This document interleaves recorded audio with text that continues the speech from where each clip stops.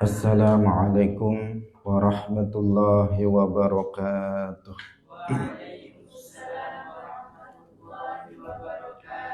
Alhamdulillahi rabbil alamin. Lahu ni'matu wa lahul fadlu wa lahul thana'ul hasan.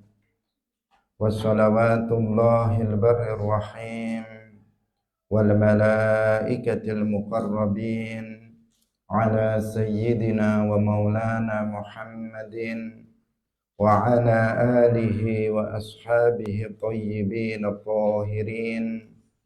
Allahumma la sahla illa ma ja'altahu sahla wa anta taj'alul hazna idza syi'ta sahla. Allahumma arzuqna al-ikhlasa fil niyyati wal qawli wal amal. Wa ba'du. Ila nabiyil mustafa sallallahu alaihi wasallam wa ikhwanihi minal anbiya'i wal mursalin wa syuhada'i was salihin, khususan ila sultanil awliya Syekh Abdul Qadir Al-Jilani wa Syekh Ahmad Ar-Rifa'i wa Syekh Baha'iddin An-Naqsyabandi wa Syekhina Abdullah Al-Harari wa ila arwahi muassisi jam'iyyati Nahdlatul Ulama Syekh Muhammad Hashim Ash'ari wa Syekh Bisri Sansuri wa Syekh Abdul Wahab Hasbuwah wa ila arwahi jami'i ahli al-qubur minal muslimin wal muslimat. Al-Fatihah. A'udzu billahi minasy syaithanir rajim. Bismillahirrahmanirrahim. Alhamdulillahi rabbil alamin. Ar-Rahmanir Rahim. Maliki yaumiddin. Iyyaka na'budu wa iyyaka nasta'in. Ihdinas siratal mustaqim. Siratal ladzina an'amta 'alaihim ghairil maghdubi 'alaihim waladdallin. Amin. Hadirin hadirat kaum muslimin muslimat, pemirsa Madu TV rahimakumullah. Alhamdulillah, kita bersyukur kepada Allah Subhanahu wa taala. Pagi hari ini Allah Subhanahu wa taala masih melimpahkan berbagai macam nikmat-Nya kepada kita semuanya. Nikmat kesehatan, nikmat kesempatan, nikmat iman, Islam, dan nikmat taufik. Sehingga dengan nikmat-nikmat tersebut pagi hari ini kita kembali bisa hadir dalam majelis ilmu di majelis ta'lim Baitul Iman. Semoga Allah Subhanahu wa taala menganugerahkan pahala balasan yang menyenangkan atas amal soleh yang kita lakukan ini. Amin ya rabbal alamin. Salawat dan salam semoga tetap terlimpahkan kepada Nabi Agung Nabi Muhammad sallallahu alaihi wasallam, para sahabatnya, keluarganya, serta seluruh umat Islam yang mengikuti beliau ila yaumil qiyamah. Mari kita ikhlaskan niat kita masing-masing, kita ngaji lillahi ta'ala.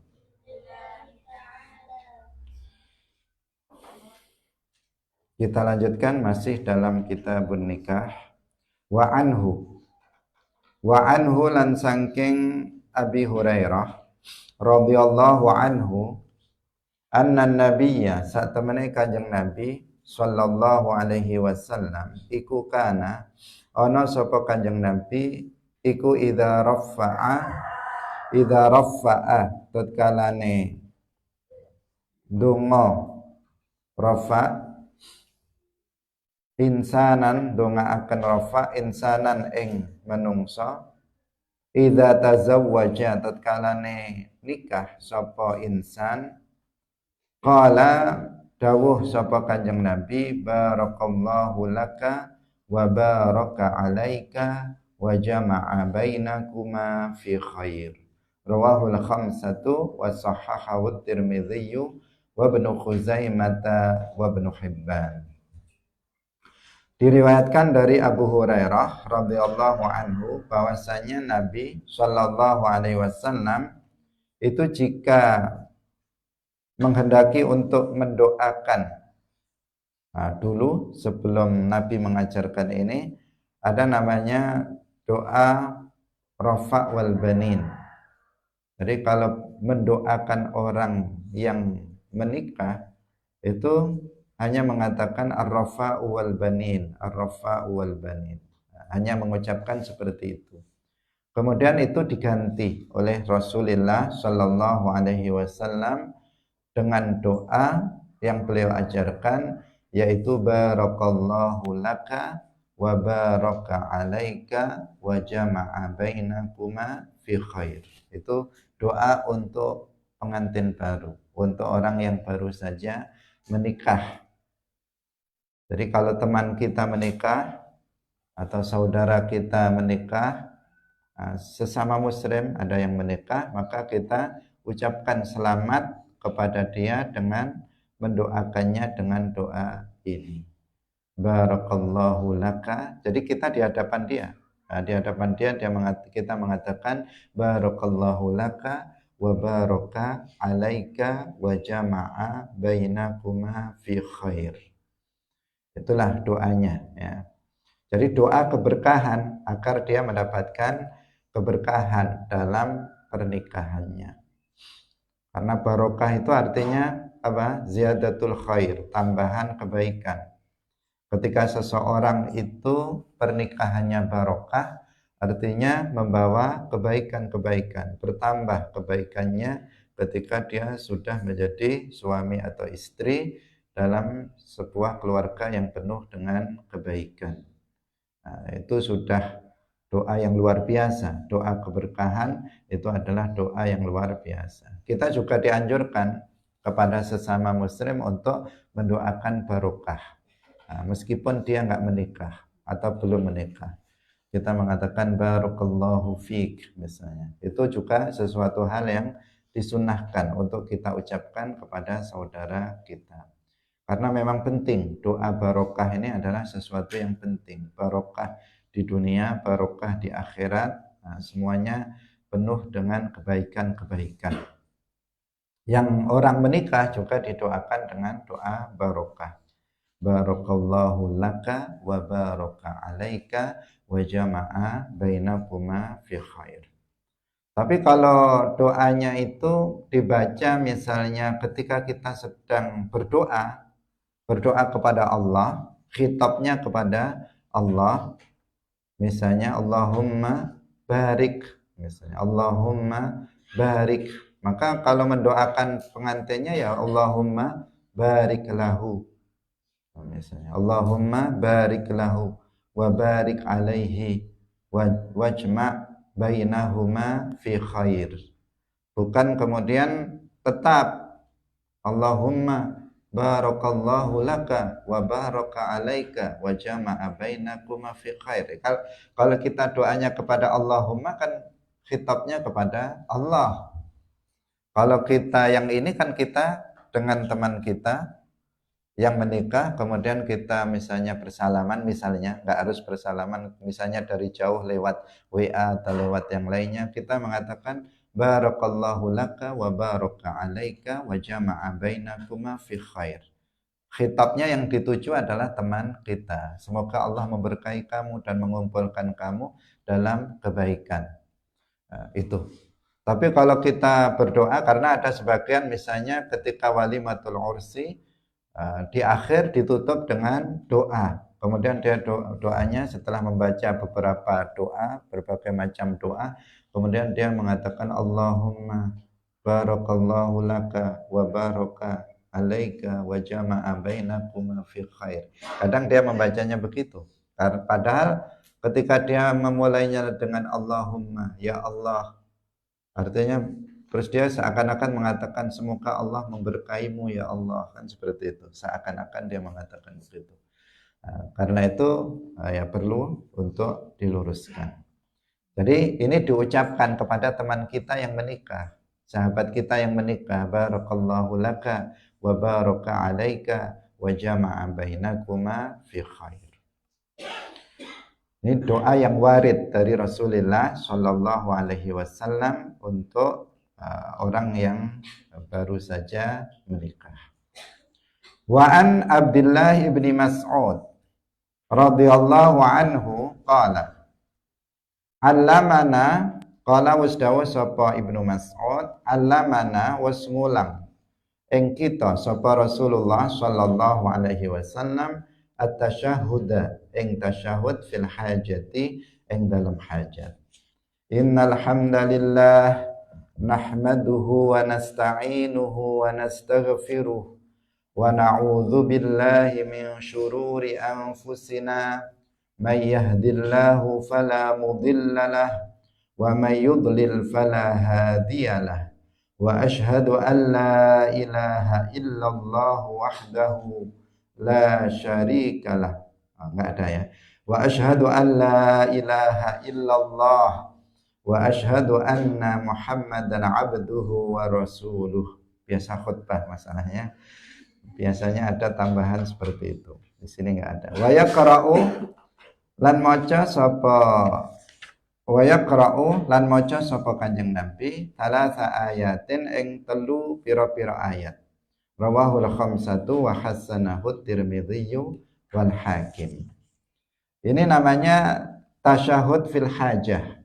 Dibaca ketika seseorang akan ketika seseorang itu akan menikahkan atau ketika seseorang khutbah juga tadi sudah kita sampaikan. Ini namanya tasyahud fil hajah.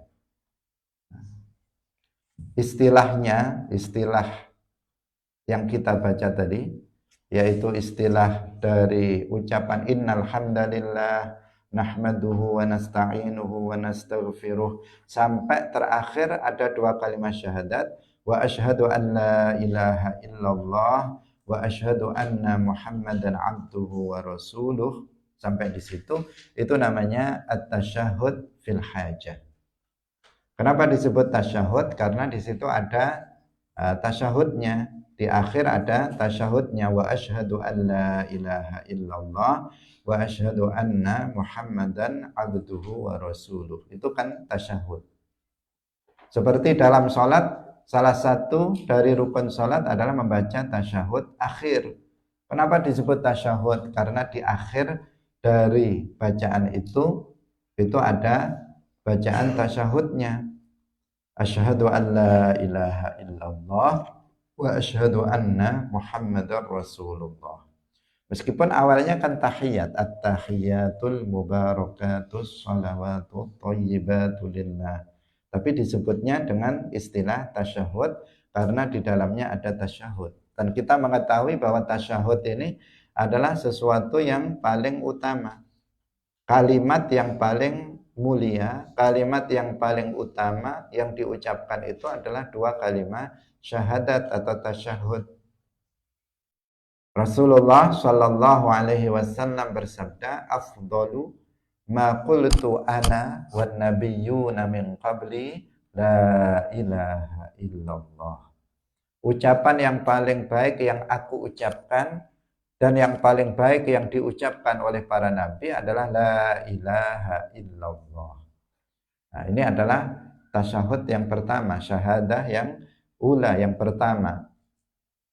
Nah, kalau Nabi Muhammad, di masa Nabi Muhammad berarti la ilaha illallah Muhammadur Rasulullah, itu yang kedua. Kalau umatnya Nabi Musa, ya la ilaha illallah Musa Rasulullah. Umatnya Nabi Ibrahim, la ilaha illallah Ibrahim Rasulullah. Ucapan yang paling utama yang diucapkan oleh Nabi dan juga oleh para Nabi sebelumnya adalah la ilaha illallah. Tasyahud, asyhadu an la ilaha illallah. Nah, karena itulah maka karena di dalamnya ada kata-kata atau ada tasyahudnya, maka ini juga disebut tasyahud. Ucapan dari innal hamdalillah sampai kemudian diakhiri dengan dua kalimat syahadat, itu disebut dengan at-tasyahud fil hajah. Nah, maka penting juga untuk menghafalkan ini. Bisa kita baca ketika akan menikahkan seseorang, juga bisa kita baca ketika kita khutbah, ketika kalian muhadharah misalnya berceramah, juga bisa memakai menggunakan tasyahud fil hajah. Namanya istilahnya apa? At-tasyahud fil hajah. Innal hamdalillah nahmaduhu wa nasta'inuhu wa nastaghfiruh.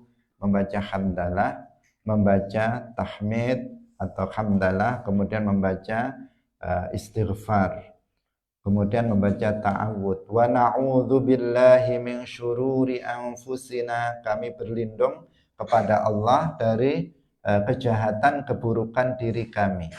May yahdillahu fala mudhillalah wa may yudlil fala hadiyalah. Nah, ini kalimat ini adalah bantahan terhadap kelompok Qadariyah.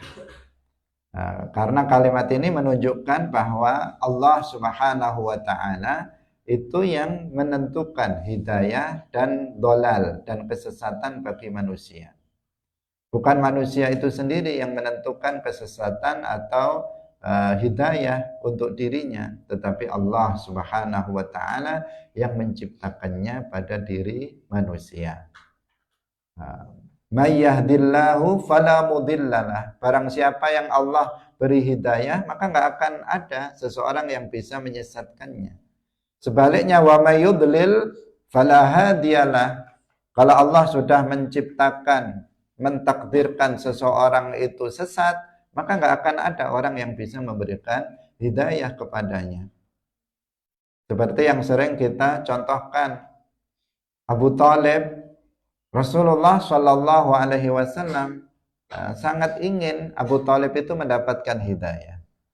Tetapi meskipun itu Nabi Muhammad, jika Allah telah berkehendak mentakdirkan Abu Thalib itu sesat, maka Nabi Muhammad pun yang afdalu al-anbiya tidak bisa menciptakan hidayah di hati Abu Thalib. Dia tetap mati dalam keadaan kafir. Nabi Ibrahim alaihissalam ayahnya, tentu Nabi Ibrahim sangat ingin ayahnya itu masuk ke dalam agama Islam. Tetapi Nabi Ibrahim tidak memiliki kekuasaan untuk bisa menciptakan hidayah di hati ayahnya. Allah menghendaki Azar, ayah Nabi Ibrahim itu mati kafir, maka dia mati kafir meskipun anaknya adalah seorang nabi. Karena manusia, nabi pun apalagi orang biasa seperti kita, itu tugasnya hanya menyampaikan. Menyampaikan jalan hidayah, menunjukkan jalan hidayah, jalan kebenaran. Sedangkan hidayah dan dhalal itu Allah Subhanahu wa taala yang menentukannya. Allah yang menciptakannya di hati manusia. Ini bantahan terhadap kelompok Qadariyah yang mereka mengatakan bahwa hidayah itu manusia itu sendiri yang menentukannya. Dhalal itu juga manusia itu sendiri yang menentukannya. Ini diikuti oleh Hizbut Tahrir pada masa sekarang. Taqiyuddin An-Nabhani dalam kitabnya, dalam salah satu kitabnya yang dia beri judul dengan Asy-Syakhsiyah Al-Islamiyah, di situ dia ada satu bab yang menjelaskan tentang masalah ini, yang dia mengikuti Qadariyah. Dia mengatakan bahwa al-huda wad-dhalal laisa minallah. Dia mengatakan bahwa hidayah dan kesesatan itu bukan dari Allah, tapi manusia itu sendiri yang menciptakannya. Jika manusia itu berkehendak untuk mendapatkan hidayah, maka Allah akan memberinya hidayah. Jadi Allah mengikuti manusia, apa yang dikehendaki oleh manusia menurut kelompok Hizbut Tahrir. Jika manusia itu menghendaki dirinya sesat, maka Allah menyesatkannya. Allah mengikut saja manusia yang menentukannya apakah dia mendapatkan hidayah atau kesesatan.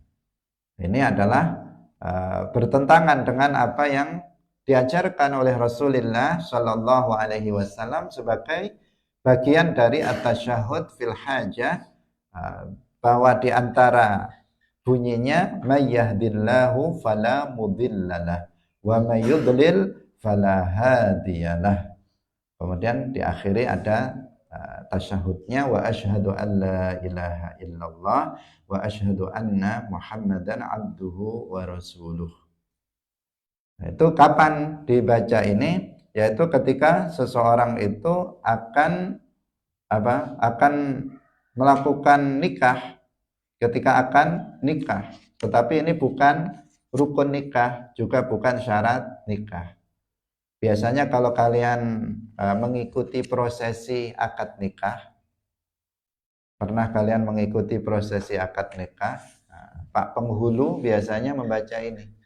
Sebelum prosesi pernikahan, akad nikah itu dilakukan, membaca ini, kemudian membaca 3 ayat. 3 ayat itu, yang pertama adalah surat An-Nisa ayat 102. Kemudian surat Ali Imran ayat surat An-Nisa tadi ayat pertama, kemudian Ali Imran ayat 102, kemudian ayat 70 dan 71 surat Al-Ahzab. Itu yang dibaca setelah ini. Jadi kalau lengkapnya saya baca. Jadi biasanya yang membaca ini adalah Pak Penghulunya biasanya. Nah, tetapi tidak harus dia sebenarnya yang harus membacanya. Dan ini tidak wajib, bukan syarat nikah, bukan rukun nikah. Tetapi ini diajarkan oleh Rasulullah Shallallahu Alaihi Wasallam. Jika kita menghendaki sunnah, mengikuti teladan Nabi, maka kita baca tasyahud fil hajah ketika hendak menikah. Innal hamdalillah nahmaduhu wa nasta'inuhu wa nastaghfiruh wa na'udzu billahi min syururi anfusina may yahdihillahu fala mudilla lahu wa may yudlil fala hadiyalah wa asyhadu an la ilaha illallah wa asyhadu anna Muhammadan abduhu wa rasuluh.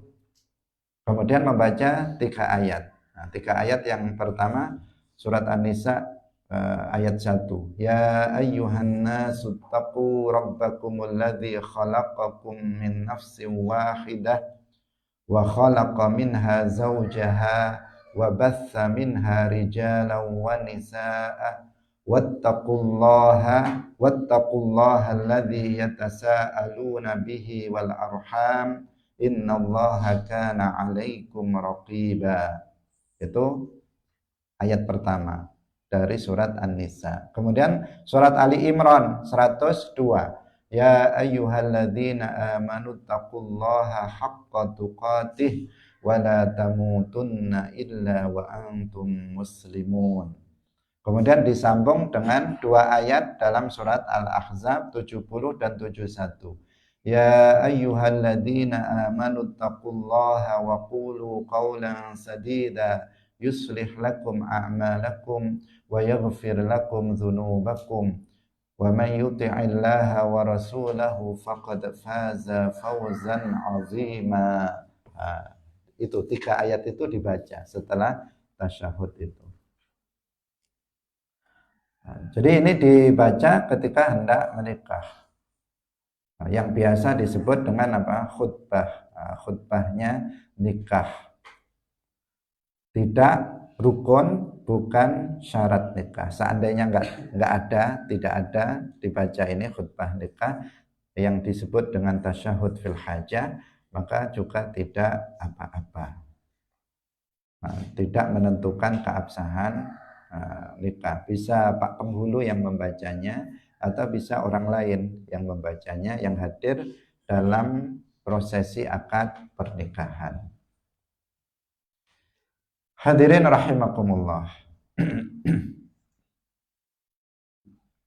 Wa an Jabirin radhiyallahu anhu qala Rasulullah sallallahu alaihi wasallam idza khataba tatkalane ngelamar sapa ahadukum salah siji sira kabeh almar'ata ing wadon, wong wadon.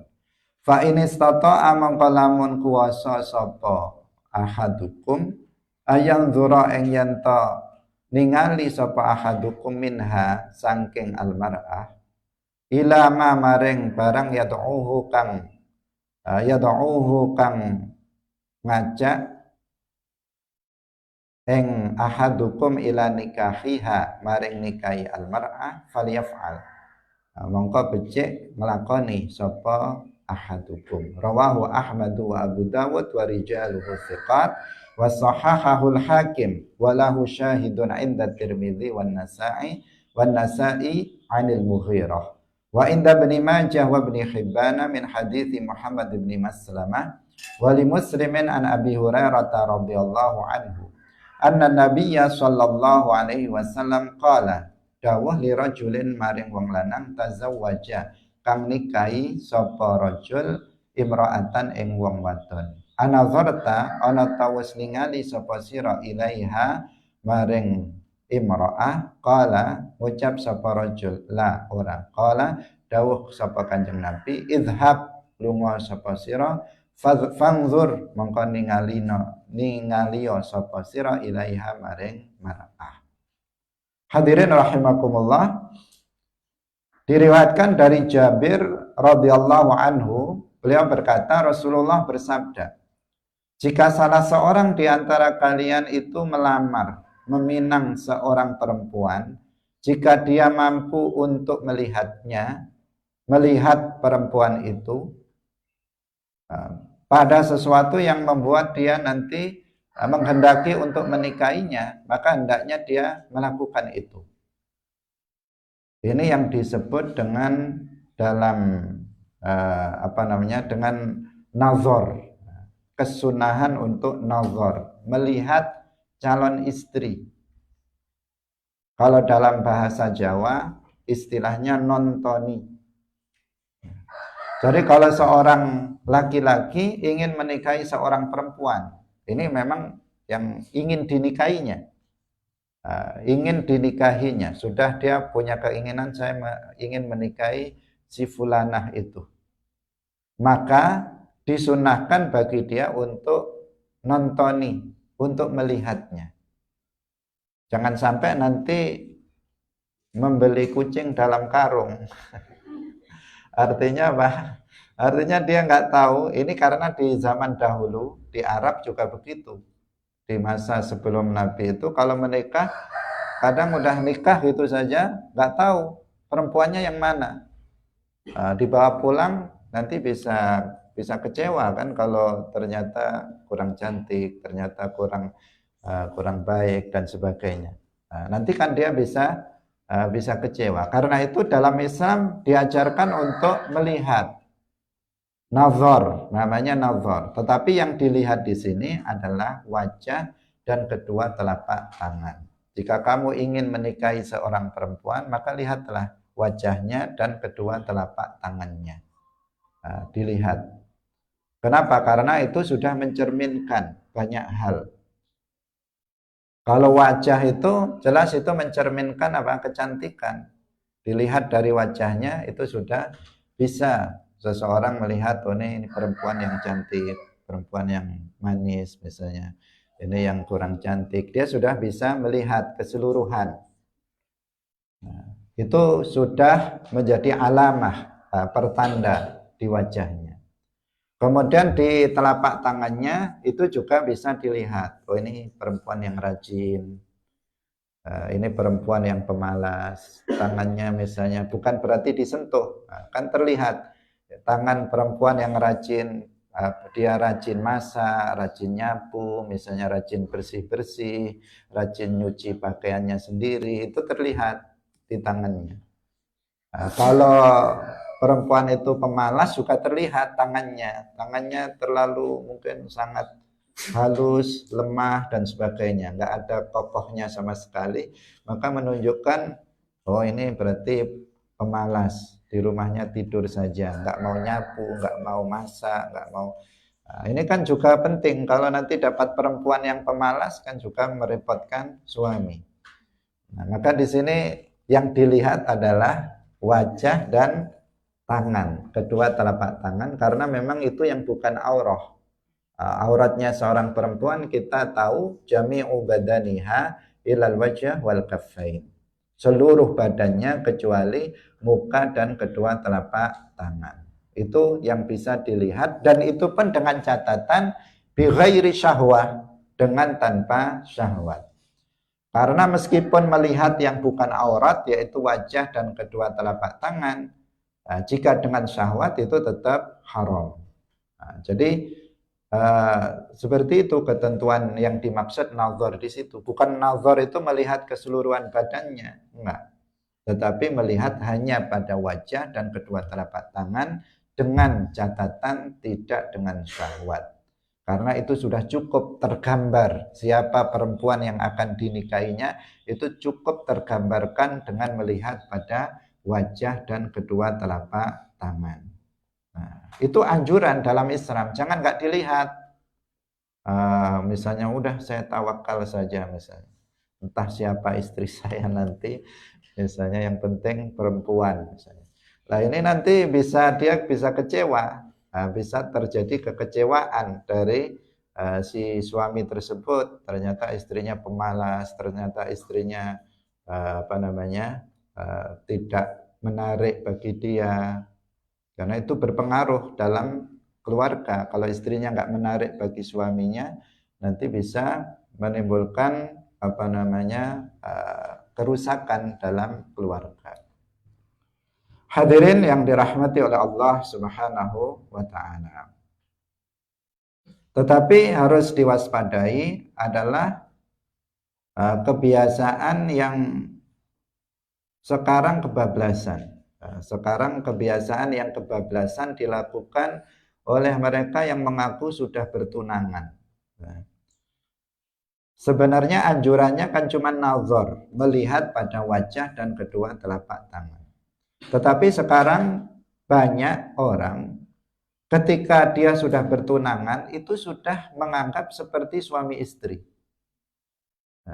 Ketika seseorang itu bertunangan, dia merasa bahwa dirinya keduanya itu sudah suami istri, sehingga boncengan kemana-mana berduaan,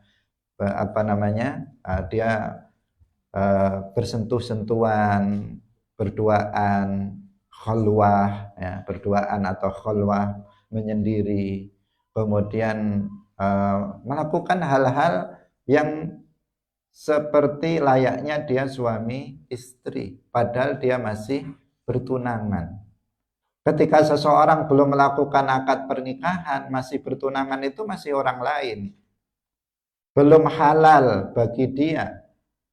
Yang tidak diperbolehkan untuk melakukan hal-hal yang diharamkan seperti khalwah, bersentuhan, kemudian ngobrol-ngobrol yang bisa menimbulkan syahwat, itu nggak boleh. Dan seorang laki-laki yang dia sudah mengkhidbah seorang perempuan, maka ya harus dijaga. Perempuannya itu harus dijaga dari perbuatan-perbuatan yang haram. Jangan malah digunakan sebagai kesempatan. Dia harus jaga istrinya dari perkara-perkara yang haram. Jangan sampai melakukan khalwah, jangan sampai bersentuhan, jangan sampai melakukan hal-hal, apalagi sampai kemudian melakukan perzinaan. Padahal sebentar lagi sudah mau menikah, dia malah tidak dijaga. Malah kemudian jatuh kepada perkara dosa besar. Misalnya, itu banyak terjadi di mana-mana. Perasaannya apa? Sudah khidbah, sudah bertunangan, itu sudah halal. Belum. Nikah dulu, setelah nikah baru kemudian halal. Itu pun tidak langsung. Nah, sebenarnya dalam ketentuan Islam itu tidak langsung. Untuk melakukan hubungan suami istri, misalnya masih di rumah bapaknya, itu ada ketentuan harus minta izin kepada bapaknya seandainya dia mau menggauli istrinya. Khusus untuk menggaulinya jima, itu kalau istrinya masih di rumah ayahnya, itu harus izin terlebih dahulu kepada walinya. Tetapi kalau misalnya si laki-laki itu sudah di rumahnya, istrinya sudah dibawa ke rumahnya, dia sudah ada nafkahnya, sudah punya rumah mapan, maka itu sudah berada di rumah suaminya, maka itu sudah bukan masalah. Nah, tetapi kalau masih di rumah milik orang lain, maka harus dengan seizin walinya. Itu padahal sudah menikah, apalagi kalau belum menikah. Baru kalau sudah 3 hari, boleh langsung diambil istrinya itu tanpa misalnya bapaknya nggak bolehin, jangan anak saya jangan tetap dibawa nggak apa-apa. Kenapa?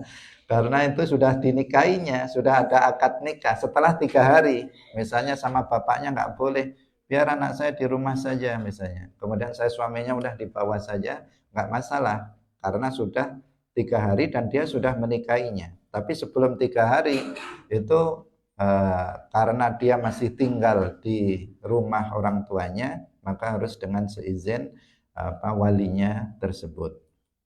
Hadirin yang dirahmati oleh Allah Subhanahu wa taala, itu harus diperhatikan, hati-hati. Karena sekarang sudah ada model seperti itu, menganggap kalau sudah bertunangan itu sudah suami istri, tiap hari diboncengi kemana-mana, tiap hari dijemput ke sana, mau jalan-jalan ke mall dan sebagainya. Padahal belum suami istri, hanya karena sudah bertunangan saja. Karena tunangan bisa dibatalkan.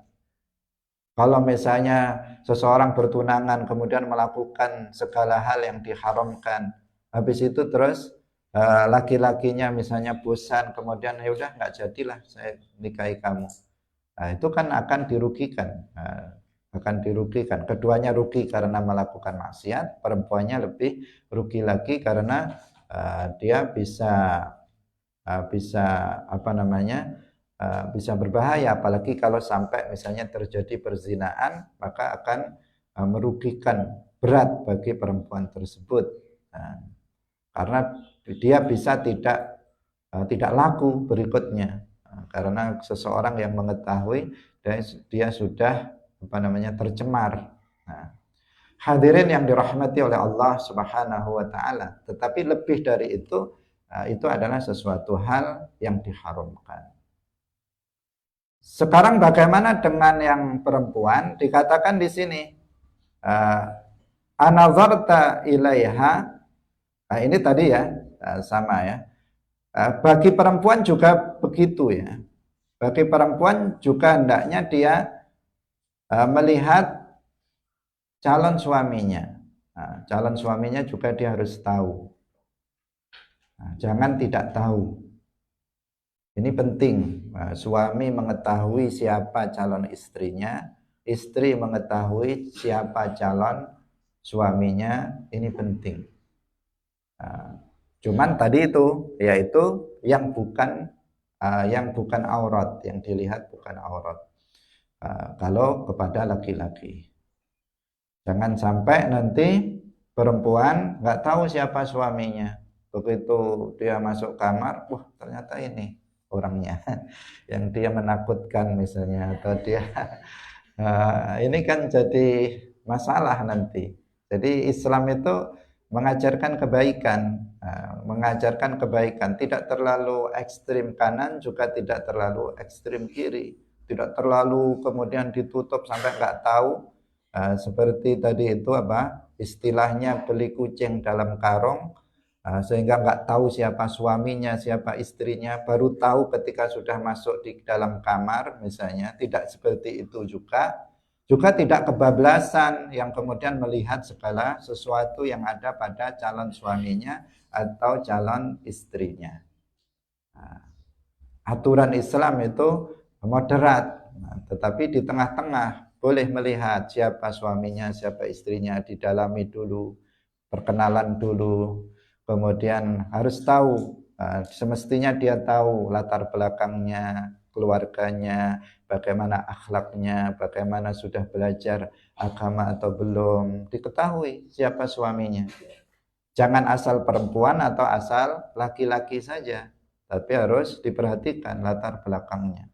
Jangan sampai nanti menyesal di belakang setelah terjadinya pernikahan. Hadirin rahimakumullah, kita lanjutkan lagi pada yang berikutnya. Wa ani bin Umar radhiyallahu anhuma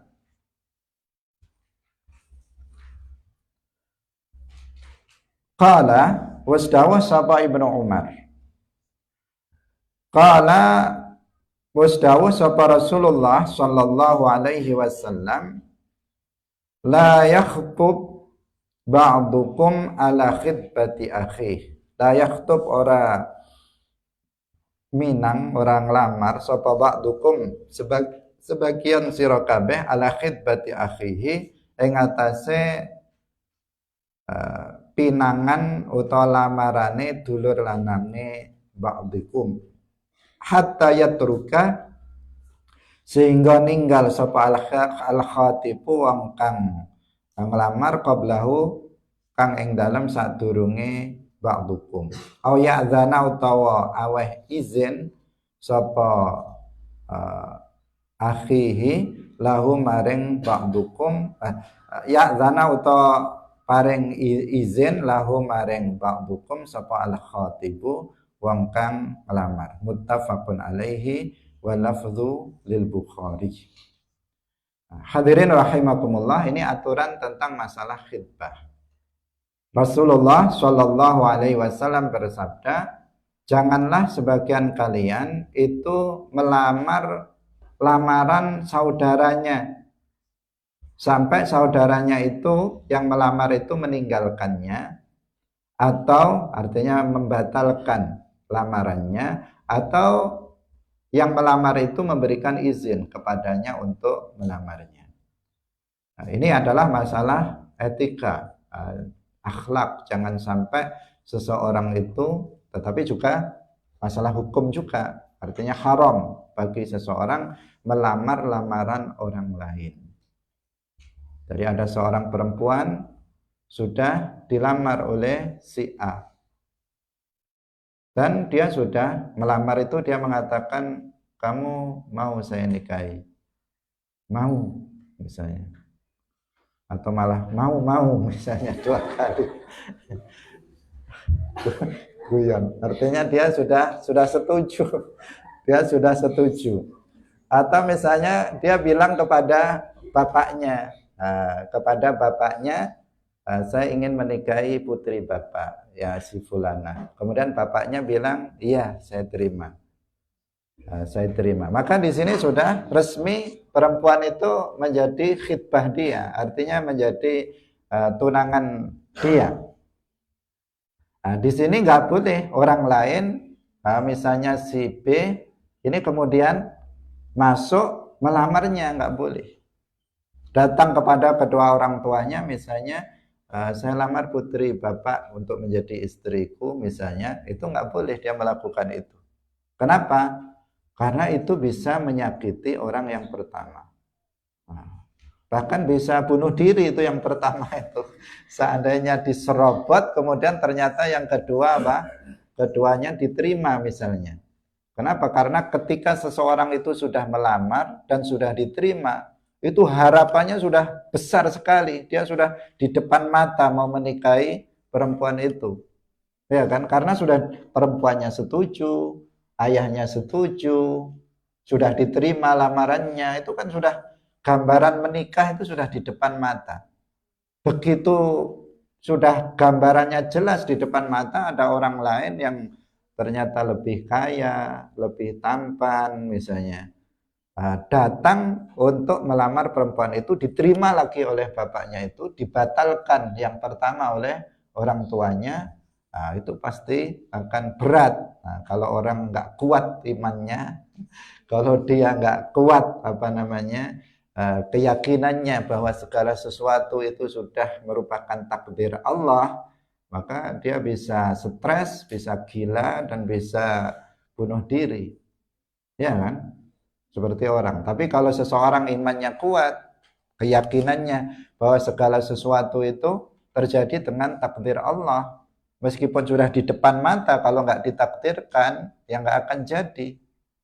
Padahal sudah di depan mata. Tapi kalau takdir Allah, dia bukan jodoh dia, nggak akan jadi.